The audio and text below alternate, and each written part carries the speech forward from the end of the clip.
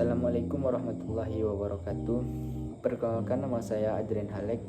Pada video kali ini saya akan menjelaskan tentang berbicara dan keterampilan berbicara, aspek berbicara, prinsip berbicara, hakikat berbicara, manfaat berbicara, serta fungsi dari keterampilan berbicara dan pengalaman pribadi saya. Baik, langsung saja untuk definisi dari berbicara. Berbicara ini adalah suatu proses komunikasi verbal yang melibatkan penggunaan suara untuk menyampaikan pikiran, ide, perasaan, atau informasi kepada orang lain. Berbicara ini merupakan suatu aktivitas dasar yang dilakukan oleh individu dalam interaksi sehari-hari tanpa harus mempertimbangkan aspek teknis atau efektivitas cara penyampaian pesannya. Sedangkan untuk keterampilan berbicara ini adalah suatu kemampuan untuk menggunakan bahasa secara efektif dan tepat dalam situasi komunikasi. Ini tentunya meliputi kemampuan dalam mengatur dan menyampaikan pesan dengan jelas, memperhatikan pengucapan, intonasi, tata bahasa, serta pemilihan kosakata yang tepat. Nah, keterampilan berbicara ini memungkinkan seseorang untuk berkomunikasi dengan cara yang dapat mempengaruhi, meyakinkan, atau menyampaikan informasi secara persuasif dan sesuai dengan konteks situasi yang ada.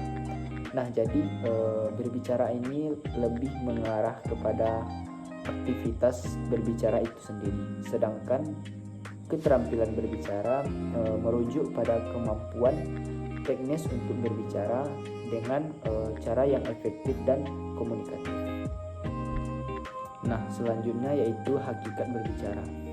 Hakikat berbicara dapat dipahami sebagai sifat ataupun karakteristik dasar dari aktivitas berbicara yang berfungsi untuk menyampaikan pesan ataupun informasi dari suatu pihak ke pihak lainnya. Beberapa hakikat berbicara yang pertama yaitu proses komunikasi verbal. Berbicara ini adalah bagian dari komunikasi verbal yang melibatkan penggunaan kata-kata, suara, dan bahasa untuk menyampaikan suatu pesan. Yang kedua, alat penyampaian pikiran dan perasaan. Berbicara ini berfungsi sebagai alat untuk mengekspresikan pikiran, perasaan, ide, ataupun informasi yang ada dalam diri seseorang. Nah, yang ketiga yaitu interaksi sosial. Berbicara juga merupakan suatu bentuk interaksi sosial yang memungkinkan terjadi hubungannya antara individu, kelompok, ataupun komunitas. Yang keempat yaitu bersifat aktif dan dinamis. Berbicara merupakan suatu proses yang dinamis, yang dimana individu ini tidak hanya menyampaikan pesan, tapi juga mendengarkan, merespon, dan beradaptasi dengan konteks serta kebutuhan komunikasinya. Yang kelima yaitu penting dalam berbagai situasi. Berbicara digunakan dalam berbagai maupun situasi komunikasi seperti dalam percakapan sehari-hari, presentasi, pidato, diskusi. Selanjutnya yaitu aspek berbicara. Nah, aspek berbicara ini dapat dibagi ke dalam beberapa kategori yang penting untuk memahami komunikasi secara lebih mendalam. Yang pertama yaitu verbal atau kata-kata yang digunakan. Nah, aspek verbal ini berhubungan dengan kata-kata yang dipilih dan cara kita menyampaikannya. Ini mencakup pemilihan kosakata, struktur kalimat, dan makna yang terkandung dalam ucapan. Berbicara secara efektif juga membutuhkan pemilihan kata yang jelas dan tepat dan sesuai dengan konteks. Dengan memahami aspek-aspek berbicara ini, tentunya kita bisa menjadi lebih efektif dalam berkomunikasi, baik dalam situasi formal maupun informal, serta dapat memilih lebih mudah menyesuaikan cara berbicara dengan audiens yang berbeda. selanjutnya yaitu prinsip berbicara.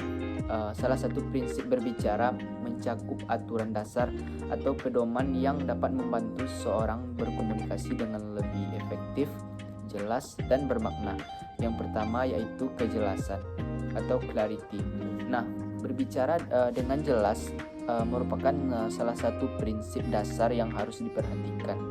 Artikulasi yang baik, pemilihan kata yang tepat, dan penyusunan kalimat yang mudah dipahami sangat penting untuk memastikan bahwa pesan yang kita sampaikan itu mudah dimengerti oleh pendengar.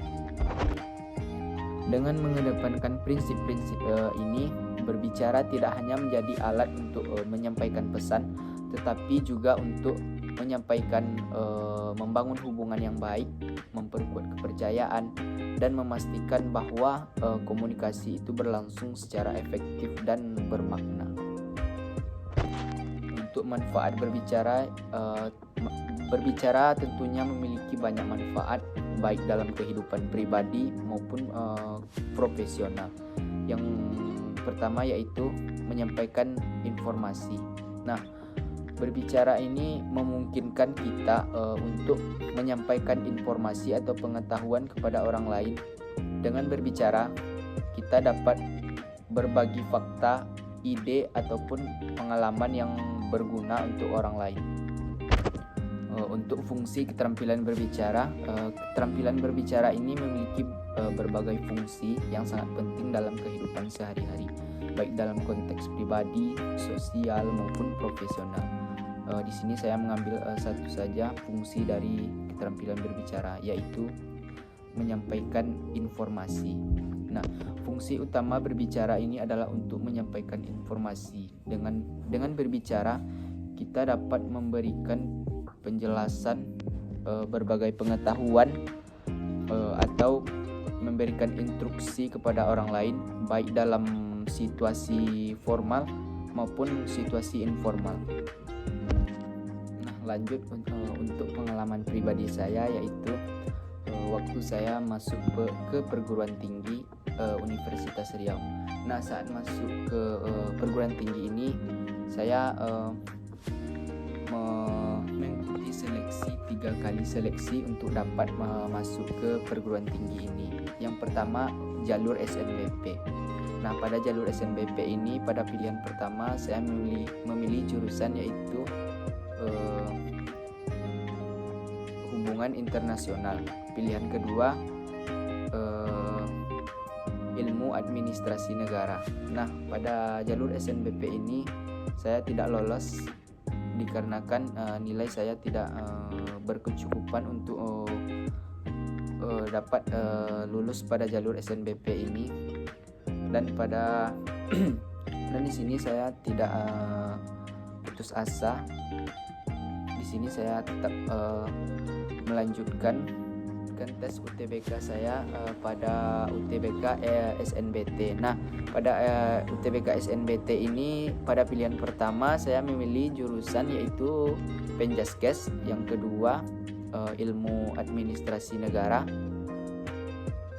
Pada jalur SNBT ini setelah mengikuti ujian UTBK dan sudah diumumkan seleksi pengumumannya dan dinyatakan saya tidak lulus pada jalur SNBT. Dan di sini saya tidak putus asa dan tetap semangat untuk lanjut agar tetap masuk ke perguruan tinggi, yaitu masuk pada jalur PBUD. Nah, pada jalur PBUD ini merupakan salah satu jalur terakhir bagi saya. Jikalau saya tidak lulus pada jalur PBUD ini, berkemungkinan besar saya akan melanjutkan untuk memilih untuk bekerja dan tidak melanjutkan ke perguruan tinggi.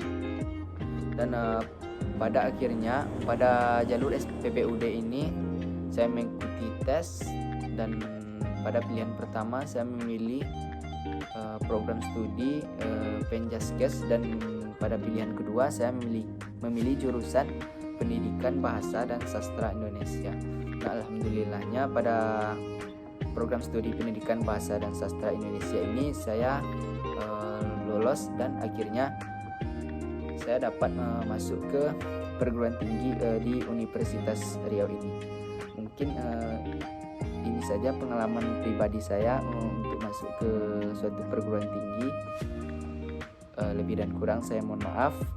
Assalamualaikum warahmatullahi wabarakatuh.